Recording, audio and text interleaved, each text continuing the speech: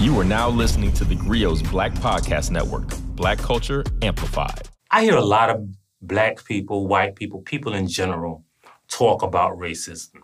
And whenever I talk about stuff that happens to me, one reply I always get is, well, I'm so glad I don't live in Alabama, or I'm so glad I'm not from South Carolina, or I'm so glad I'm not in the South. I don't know how I could handle that.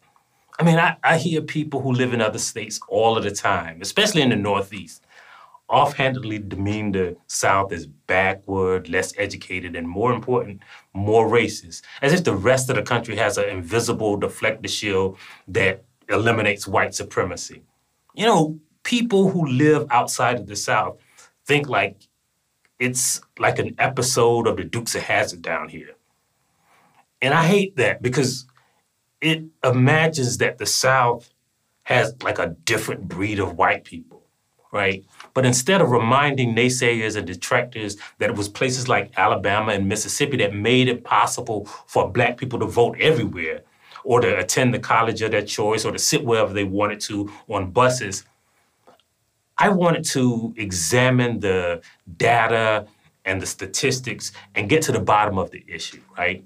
So I wanted to see really what the truth behind this myth is. And I also wanted to welcome you to theGrio Daily, the only podcast that can answer the question, is the South more racist? I'm Michael Harriot, world-famous white peopleologist, and this is theGrio Daily. So let's see, right? Let's see if the South is more racist. Now, you know, if you watch this podcast, you know, like I'm not just a dude who has a camera pointing at him in his mama's basement, like. So I actually taught a class called Race as an Economic Construct that examined race through the lens of economics, and not just like money, but supply and demand, math, using data. So for this, podcast, for this idea, I took an objective set of criteria and dissected the information to see if the South is more racist, right? I looked at employment, education, economics, housing, politics, all of that stuff, all of that good stuff to see if the South is more racist than all of the other places where people live.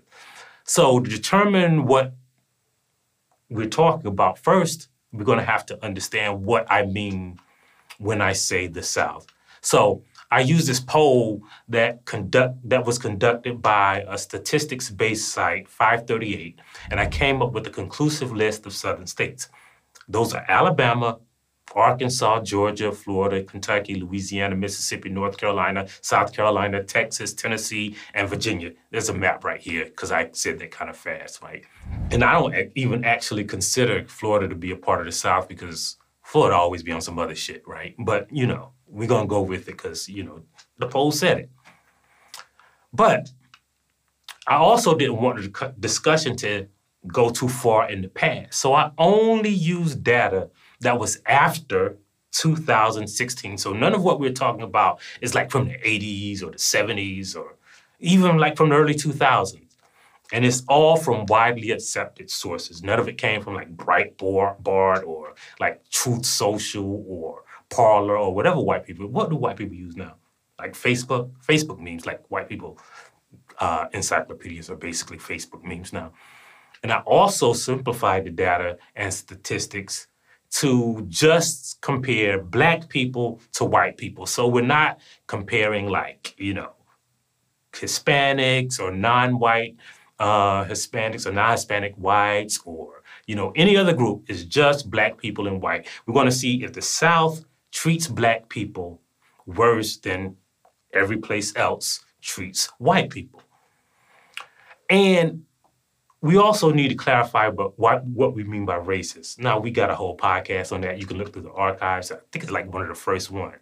But we're basically using the dictionary definition of racism.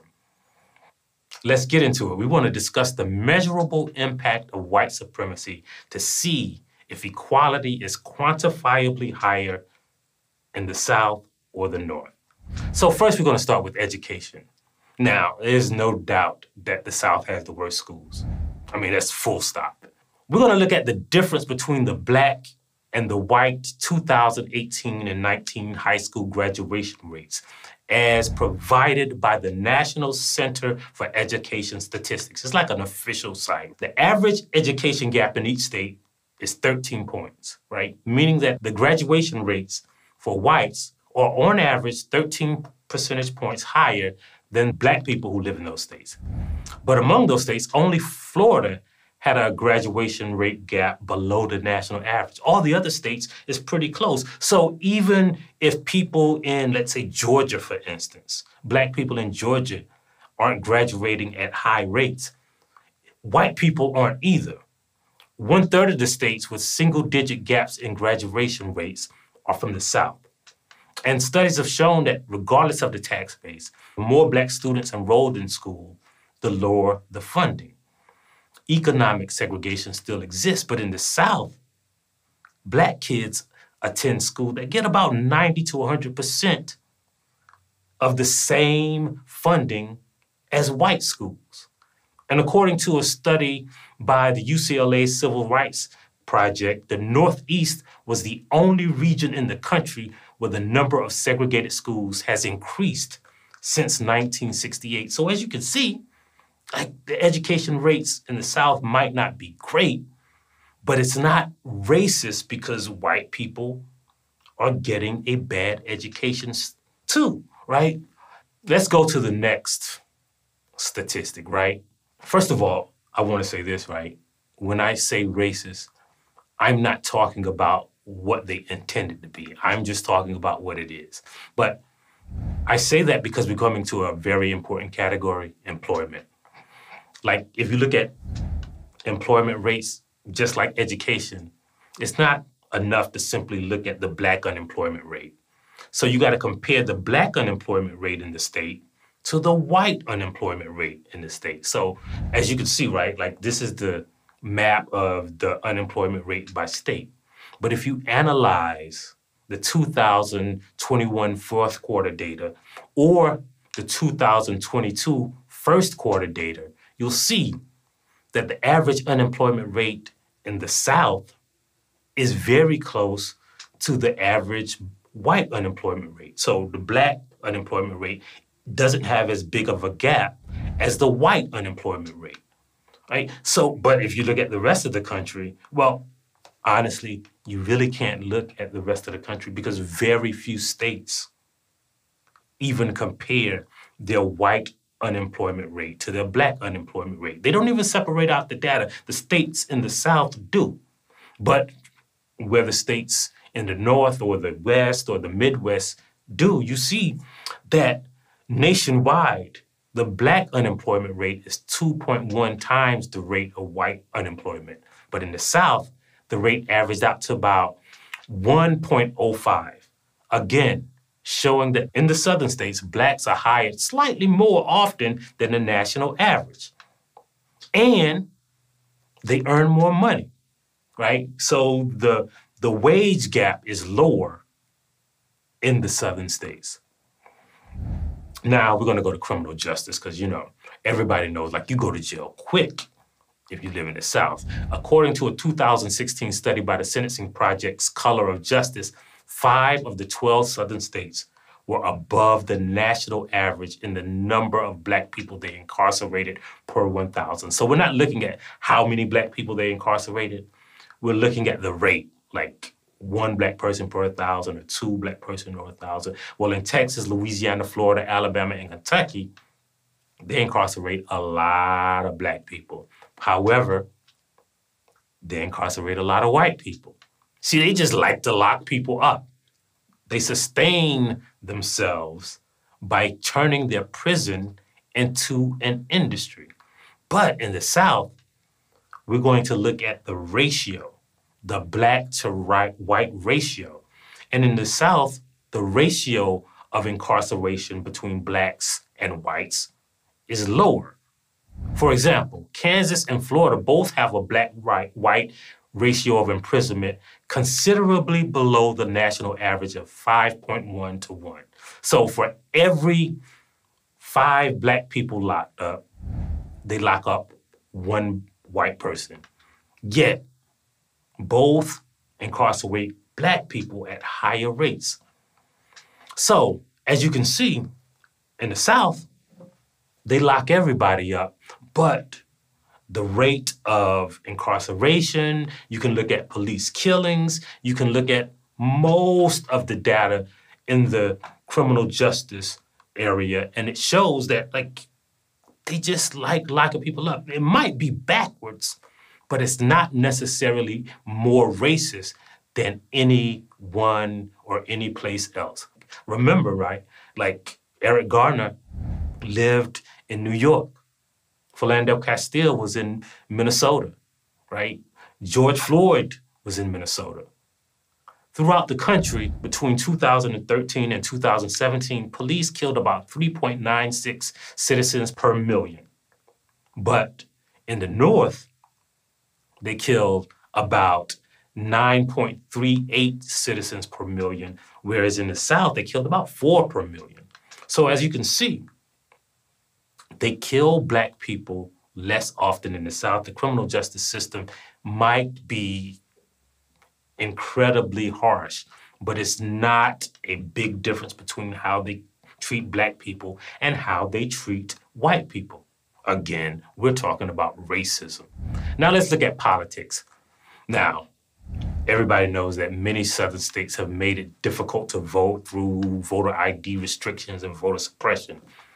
But does it work, right? See, Southern states are generally under Republican control, which would seemingly result in fewer Black elected officials. But it doesn't. Most of the Black elected officials in Congress and in the Senate come from the South. The 52 African-American members serving in the 115th Congress, which is a couple years ago, 22 hail from the 12 Southern states. And in a 2015 survey where the National Council of State Legislatures looked at the demographics of the state legislatures, well, first of all, we got to admit no state is overrepresentative of Black people. White people control every state legislature, but there are more Black state legislators elected in the South than in the North. As a matter of fact, the gap between the population and the elected officials is less in the South, right? And here's the thing that people never talk about. People in the South vote in higher numbers. In Mississippi, Black people outvote white people. And in the South, the voter registration statistics are higher, the voter turnout statistics are higher for Black people than in the rest of the country. And now we're going to get to the last subject, economics. Now, it's difficult to compare economic inequality by states because it costs more to live in New York than it does in Alabama or Georgia. You can buy a house for 87 cents in some parts of Mississippi, and you can buy a one-bedroom apartment in Brooklyn for about $70,000 million per month. So, it's hard to compare state by state, but what you can do is compare the economies or the disparities in the economies within the states, right? So, in the South, Blacks earn about 66 cents per every white dollar, right? But in the North, Black people earn about 62 cents for every dollar. Now, that might not sound like a lot until you expand those 3 cents until a whole hour worth of work or a whole week's worth of work or a whole month's worth of work or a whole year worth of work. 3% difference in salary is a lot between Blacks and whites. And that's what it is in the North. People in the South earn closer to what white people earn, and the dollar goes further. So as you can see, Black people in the South aren't as economically deprived as Black people everywhere else. So here's the question. Why do people think that? Well, It's for a number of reasons. First of all, like when you watch that civil rights documentary that you see on Netflix, or when you think about racism or the civil rights movement, most of what you see happen in Birmingham, in Mississippi, in South Carolina, in the South.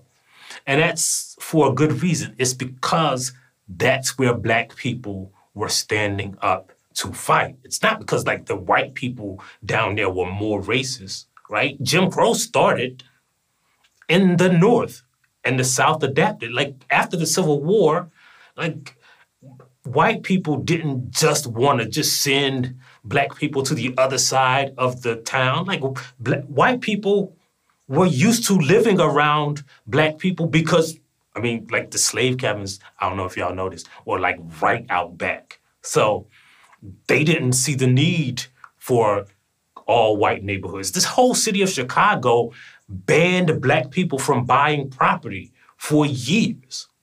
So those perceptions have fed into the current misconception that like it's worse down here. And another reason is because more Black people live in the South. So more Black people live in the South, so more Black people talk about racism, and people think, well, all those Black people and all those stories I hear about racism only happen in the South. But that's not true.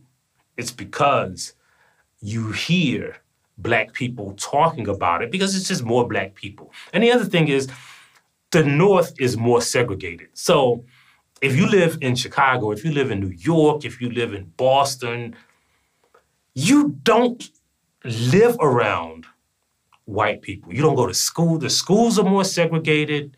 The neighborhoods are more segregated. So there is less interaction with white people because white people have engineered a Negro-free society in much of the country except in the South, where Black people have legacy land, where neighborhoods are constantly redrawn, where because there are so many Black people, they just can't run away from Black people.